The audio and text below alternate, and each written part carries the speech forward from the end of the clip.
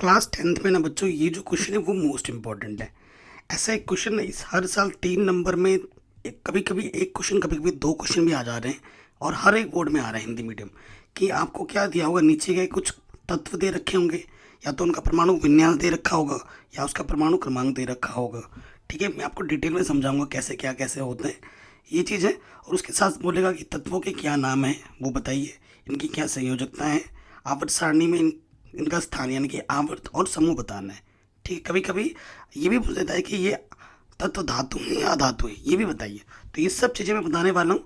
तो इस वीडियो को देखोगे तो 5 नंबर तो आपको कंफर्म हो जाएंगे, ये आएगा ही आएगा। ठीक है, सबसे पहली चीज़, अगर हम पहले तत्व की बात करें, सात। सात किसका होता है बच्चों? सात होता है नाइट्रोजन का। परमाणु तत्व का नाम क्या है? नाइट्रोजन। अगर प्रतीक की बात की जाए तो नाइट्रोजन का प्रतीक एन होता है। ठीक है, फिर आ जाता है नेक्स्ट क्लोरीन, 17। क्लोरीन का क्या होता है? 17 होता है, प्रतीक Cl। ठीक है, क्लोरीन का 17। 20 किसका होता है बच्चों? कैल्शियम का। कैल्शियम का प्रतीक Ca। ठीक है, Mg, Mg किसका होता है? मैग्नीशियम का। अभी तो मैं नाम ही लिख रहा हूँ, और प्रतीक क्या होता है? Mg। परमाणु क्रमांक इसका कितना होता है? 12 होता है। फिर O यानी कि ऑक्सीजन। ठीक है, परमाणु क्रमांक इसका कितना होता है? 8 होता है। फिर 10, 10 किसका होता है? नियॉन का। ठीक है, प्रतीक Ne। ये मैंने लिख दिया। ठीक है, अब एक जो तत्व है मैं लाइन बाय लाइन लिख देता हूँ। जैसे ये 7, उसके बाद हमारे 17 हैं, उसके बाद 10 है, उसके बाद 20, उसके बाद 12, उसके बाद 8 ऑक्सीजन का परमाणु क्रमांक। अब इनकी संयोग, इनका क्या करेंगे? परमाणु विन्यास करेंगे। ठीक है, यहाँ क्या करेंगे? परमाणु विन्यास। परमाणु विन्यास बनने का जो ट्रिक होता है या जो नियम होता है, ट्रिक तो बताना गलत होगा, नियम है। ट्रिक तो बात की बात होती है। प्रथम कक्षक, द्वितीय कक्षक, तृतीय कक्षक, ये चतुर्थ कक्षक, ऐसे चलते रहते हैं। ये क्या होते हैं? n बराबर 1, n बराबर 2, n बराबर 3, n बराबर 4। इन n कक्षक को भरने का जो सूत्र होता है, कक्षक को जो भरने का सूत्र होता है वो होता है 2n²। जैसे प्रथम कक्ष को अगर भरना है तो n के स्थान पर 1 रखेंगे, तो 1 का वर्ग 1, 2 1 कम 2। तो प्रथम कक्ष में अधिकतम कितने इलेक्ट्रॉन हो सकते हैं? 2। ऐसे द्वितीय कक्ष में n की जगह पे 2 रख दोगे। ठीक है ना, अधिकतम की बात होती है। 2 दूनी 4, तो द्वितीय कक्ष में अधिकतम इलेक्ट्रॉन कितने हो सकते हैं? 8। तृतीय कक्ष में 18। ऐसे नियम से चलाते रहते हैं। अब इस हिसाब से तो प्रथम कक्ष में अधिकतम कितने होते हैं? 2 होते हैं।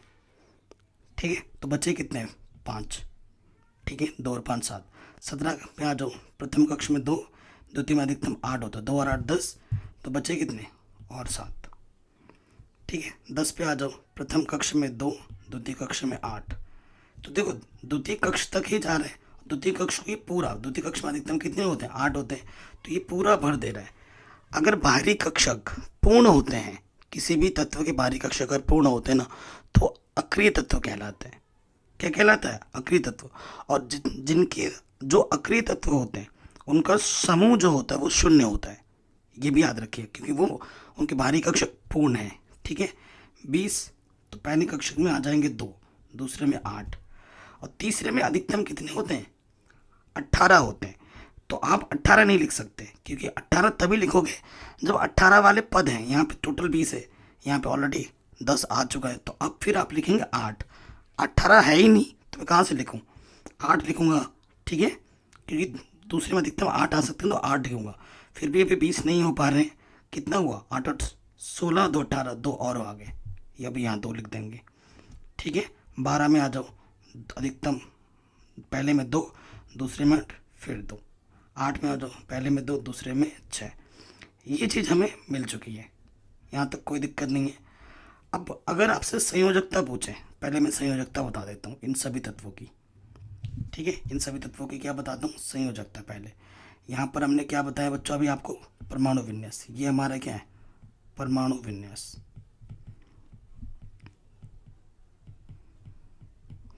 कोई दिक्कत नहीं होगी। अब अगर आपसे पूछते भैया बताइए संयोजकता क्या होगी, तो इस वाले की संयोजकता आपको लास्ट वाला देखना है अंक, इसकी संयोजकता। ठीक है, संयोजकता कितनी होगी इसकी, 5 है, अष्टक पूरे करने होते हैं, तो इसकी संयोजकता हो जाएगी 3। ठीक है, इसके पास बाहरी कक्ष 7 है, इसको 1 पूरा करना है, तो संयोजकता इसकी 1 होगी। इसकी 8 है, पूरा है, अष्टक पूर्ण है, तो इसकी संयोजकता 0 होगी। इसकी संयोजकता कितनी है, बाहर कितने 2 हैं, तो 2 होगी। इसकी संयोजकता कितनी हो जाएगी, बाहर 2 है, 2 होगी। इसकी संयोजकता अष्टक पूरे करने के लिए कितने की कमी है, 2 की कमी है, तो 2 होगी। ठीक है, अगर संयोजकता 0 1 2 3 4 तक होता है, 4 से बड़ा नहीं होता। ठीक है, अगर ये ध्यान रखिएगा, अष्टक पूरे करने वाला ट्रिक लगा देना है। 8 चाहिए, 8 में से 5 कम करेंगे तो 3 होगी इसकी संयोजकता, 3 इलेक्ट्रॉन चाहिए, इसे 1 चाहिए। ठीक है, इसे इसकी पूरी है तो 0 होगी, इसके बाहर 2 एक्स्ट्रा है। ठीक है, तो 2 एक्स्ट्रा है तो 2 होगी। ठीक है, 2 यहाँ एक्स्ट्रा है, 2 होगी। यहाँ 6 है, 2 चाहिए इसको, तो 2 होगी। इस तरीके से दिखा जाता है। अब नेक्स्ट पे आ जाते हैं, जैसे ही संयोजकता भी हो गया। चलिए आगे बढ़ते हैं नेक्स्ट कॉलम पे। मैं आपको सिखाना चाहता हूँ अब की बार जो इम्पोर्टेंट है, समूह की बात करेंगे। एक तरफ मैं लिख देता हूँ समूह और एक तरफ मैं लिख देता हूँ आवर्त। आवर्त और समूह निकालना बहुत ही आसान होता है, बच्चे बहुत ज़्यादा कंफ्यूज रहते हैं, इसके लिए मैं बताता हूँ ट्रिक। देखो, आवर्त निकालना इतना आसान है। देखो ये आपने जब कैलकुलेशन किया कितने कक्षक बने इसमें, 1 2 कक्षक बने, तो इसका आवर्त हो जाएगा 2। इस तरीके से लिखा जाता है, आवर्त इसका 2 हुआ। इसमें कितने बने थे, 1 2 3, तो इसका आवर्त है 1 2 3। इसका देखिए अष्टक पूरे थे, है ना, 0 है। अच्छा, आवर्त की बात हो रही ना, समूह की बात उसमें होता है 1 2, तो इसमें आ जाएगा 2। इसमें कितने, 1 2 3 4, इसमें 1 2 3, 1 2 3, इसमें 1 2। तो ये आवर्त मैंने फट से बता दिया। ठीक है, जितने कक्षक होंगे उतने ही आवर्त होंगे, ये पता चल गया। अब समूह की बात होगी। ठीक है, समूह की बात होगी, पीछे जो होता है ना वही आपका समूह बताता है। तो ये 5 है, तो इसका समूह हो जाएगा 5। ठीक है, यहाँ पीछे कितना है, 7 है, तो इसका समूह हो जाएगा 7। जनरली हम ए लिख देते हैं। ठीक है, उसके बाद देखो इसका अष्टक पूर्ण है, जिसका अष्टक पूर्ण होता है वो अक्रिय तत्व हो जाता है ना, और उस स्थिति में इसका समूह हो जाएगा आपका 0। ठीक है, देखो अब इसके पीछे कितना है, 2 है, तो ये हो जाएगा सेकंड। ठीक है, सेकंड ए, द्वितीय समूह। इसमें बाहर कितना है, 2 है, तो ये भी हो जाएगा द्वितीय समूह। इसके बाहर पे कितने हैं, 6 है, तो ये हो जाएगा छठा समूह।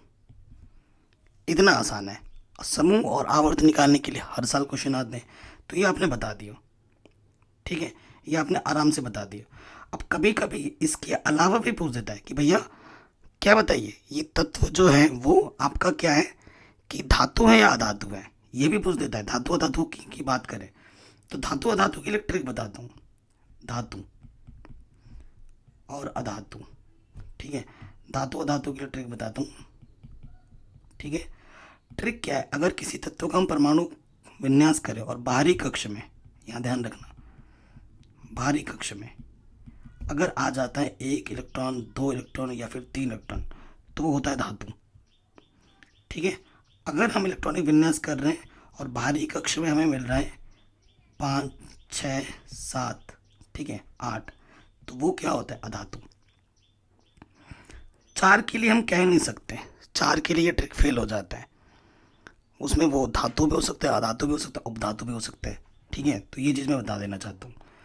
और परमाणु क्रमांक, जैसे पहला हाइड्रोजन है और जो हीलियम है, हाइड्रोजन का परमाणु क्रमांक 1 होता है और हीलियम का 2, ये मान के इस पे ये नियम लागू नहीं होता है। और ये आप जानते ही हैं, हाइड्रोजन और हीलियम क्या है, अधातु है। हीलियम एक अक्रिय तत्व है कि नहीं, हाइड्रोजन एक गैस है। तो ये इन पे नियम नहीं लगता है, 2 से ज़्यादा के लिए लगता है। और 4 पे अगर बाहरी कक्ष में इलेक्ट्रॉनिक विन्यास करने पे 4 आता है तो हम कह नहीं सकते, ये ट्रिक उस पर फेल हो जाता है। जैसे कार्बन है ना, कार्बन प्रथम कक्ष में 2, बाहरी कक्ष में 4, तो कार्बन क्या होता है। ठीक है, तो इस पर हम कह नहीं सकते, तो ये चीज़ आप ध्यान से रखना है। कुछ कुछ तो पता होगा, जैसे बड़े बड़े परमाणु क्रमांक अगर विन्यास कर रहे हो और आपको पता नहीं चलेगा तो 4 के लिए नियम फेल है। लेकिन अगर मैं बताऊं जैसे लिथियम है, लिथियम का परमाणु क्रमांक 3 होता है, तो प्रथम कक्ष में 2 बाहर 1, तो बाहर 1 आ रहा है तो ये धातु होगा। ठीक है, जैसे ये है 7 है ना नाइट्रोजन, तो बाहरी कक्ष में 5 आ रहे हैं, अगर 5 6 7 आता है तो क्या होता है, अधातु है, तो मैं तुरंत बता दूंगा कि ये अधातु है। ठीक है, ये जैसे ये 7 क्लोरीन है, 7 आ गया बाहरी कक्ष में तो ये भी अधातु है। ये अष्टक पूर्ण है, 8 आ रहे हैं, नियॉन, ये भी अधातु है। ठीक है, जैसे ये Mg, ये 12 है, Mg है, मैग्नीशियम है, तो ये क्या है, 2 आ रहा है इसमें, तो ये क्या है, धातु है। ठीक है, तो एक वीडियो में मैंने आपको सब कुछ समझा दिया सिंपल एंड शॉर्ट ट्रिक में, ज़्यादा लंबा नहीं कर रहा हूँ, सिंपल में रखना चाहता हूँ वीडियो को। अगर इतना देख लोगे ना तो आपके 5 नंबर श्योर हो जाएंगे, 5 नंबर नहीं तो 3 नंबर तो श्योर हो जाएंगे गारंटी के साथ। ऐसा क्वेश्चन हर साल एग्जाम में देखने को मिलता है।